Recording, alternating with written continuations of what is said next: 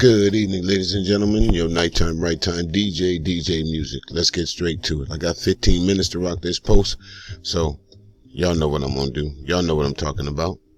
That man right there in front of you. If you've not unless you've been under a rock in the last 72 to 48 hours, you know about the horrific shootings, mass shootings, I should say, in El Paso, Texas, and Dayton, Ohio, where the death total now is at 31, and that was just posted a few hours ago. In the first shooting, a gunman drives 600 miles to a place where he know there'll be people shopping, back to school.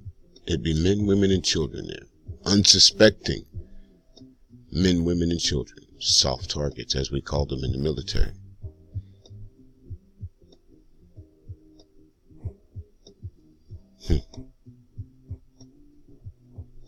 13 hours later, gunman walks into a nightclub scene, and in less than 9 seconds, less than 20 seconds, he had killed 9 people. Had a magazine clip that held 100 rounds and was trying to make his way into the bar to inflict more damage before he was put to rest. 2 scenarios. My first question is, why wasn't that first assailant, that first murderer, put to rest? That's what you do to all other terrorists. And that's basically what he was, a domestic terrorist. And we, as black and brown people in this country, know that all too well, because that's the umbrella that we have been living under since this country's inception. We've always been on the defensive when it comes to white supremacy. We've always been on the defensive ever since that movie, Birth of a Nation, where folks got their first glimpse of how black folk really are. Savages, beasts, hide your white women. Remember in Birth of a Nation where a white woman would rather jump to her death than be ravaged by a black man? That's white supremacy. And now it's commonplace. At every place you turn, there's a white woman with a black man with a white woman with a Chinese man. And that leads me to my point. Guys like that you see in front of you, they're a dying breed. The last stronghold they had of dominance is now 21 years old. After this generation of 21-year-olds, they will become the minority. White men will become the minority in this country. And if you go back to some of the movies of Hidden Colors, and I think there's one particular professor, and I don't want to mess up his name or missay his name or give credit to where it's not due, but he said, when threatened with your own existence and your very survival, you will do anything to preserve it. Now, folks want to believe that racism's been quelled, that it's dead, that it's we have better race relations. We don't. Don't fool yourself. There's no better race relations now than the 60 than it was the 70. They're talking about racial diversification in the House and in the Senate. Okay, that's the House of Representatives. How many black people is in the Senate where the real laws get passed at?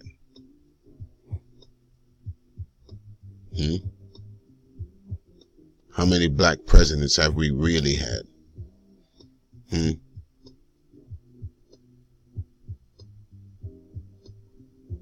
White supremacy, folks. And for those of you who don't believe it, another quote from Hidden Colors. It's the only religion that's not a religion.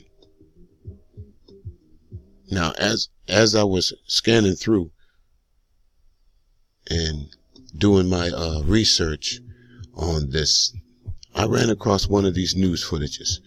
And there is an African American man, black man, I should say, who vocalizes my sentiment, but he does it so eloquently, and he does it on TV, where there's millions and millions of people that can see him. Where my post may reach a few hundred, may reach a few thousand. But this, folks, what I want you to hear is something that America needs to hear. And I hope that you like, share, and subscribe this post, because this man speaks volume. Listen to it. I'm going to pause it so I can go pull it up for you. And says nothing about his... And we're back, folks. Here we are with this next clip. And this is on MSNBC right here. And you see the African-American man with the black suit on right there and the glasses. Black man. What he's about to tell you and what he's about to say to you is quite profound. Quite profound. It's so much so that I've repeated this over and over and over, because I wanted to make sure what he was saying is not what I was thinking. And it's absolutely the words that was in my head that I couldn't, not that I couldn't articulate them, that I wanted to hear somebody in the news world say. Stop beating around the bush. This problem wasn't caused by Trump. Trump is just the latest faction of what's been in this country for years. White men killing black and brown and men, women, and children just for the sake of their color and their belief. That's been happening for years in this country. And the reason why we don't want to talk about it, because it hurts the feelings of white America. It shatters the innards to make folks think that we're the land of the free and the home of the brave. It makes it okay if we don't talk about it. That's why we don't want to talk about slavery. That's why we don't want to talk about reparations. That's why we don't want to talk about making the black man whole. Because it means it has to come with some shame to white America. This just didn't start yesterday. This didn't start in 2016. This started in 17 something.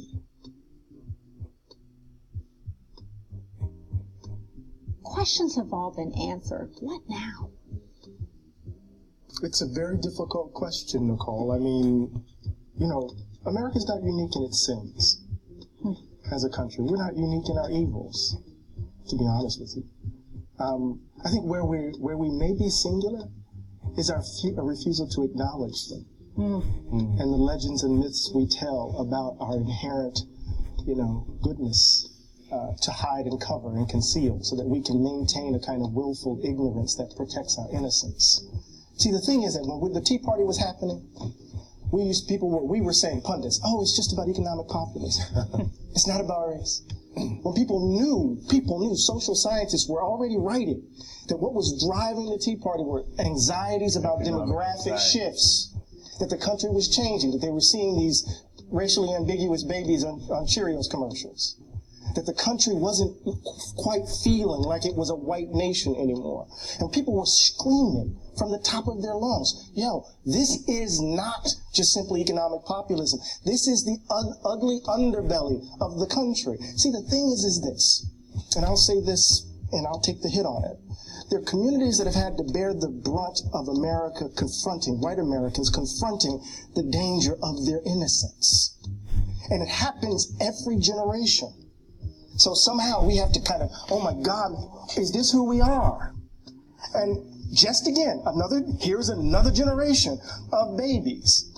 Think about it. A 2-year-old had his bones broken by two parents trying to shield him from being killed. A woman who has been married to this man for as long as I've been on the planet almost, lost her husband. For what? And so what we know is that the country has been playing politics for a long time on this hatred. We know this. So it's easy for us to place it all on Donald Trump's shoulders. It's easy for us to place Pittsburgh on his shoulders. It's easy for me to place Charlottesville on his shoulders. It's easy for us to place El Paso on his shoulders. This is us. And if we're going to get past this, we can't blame it on him. He's a manifestation of the ugliness that's in us. I've had the privilege of growing up in a tradition that didn't believe in the myths and the legends because we had to bear the brunt of them. Either we're going to change, Nicole, or we're going to do this again and again, and babies are going to have to grow up without mothers and fathers, uncles and aunts, friends, while we're trying to convince white folk to finally leave behind a history that will maybe, or embrace a history that might set them free from being white. Finally.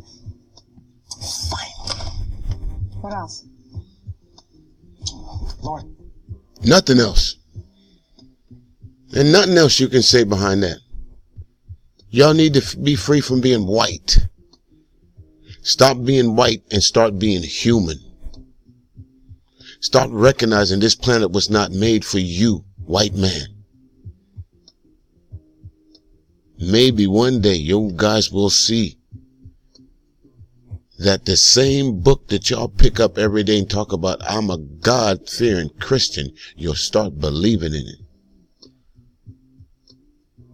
How can you expect somebody to subscribe to something that you willfully trespass against every day? Y'all see the horrors that Trump is doing in office. Grab them by the pussies. But you still vote for him. Not one of his shirts is made in this country, but you still vote for him. Not one of his pencil sets in any of his hotels is made in this country, but you still vote for him. Send them back. We all know what that meant. Send them back to Africa, because how many black people haven't heard that before? Oh, they should send y'all asses back to Africa where you came from. I was never born in Africa. I was born in Kentucky. Hardin County, Fort Knox. I was born where there's supposed to be gold at.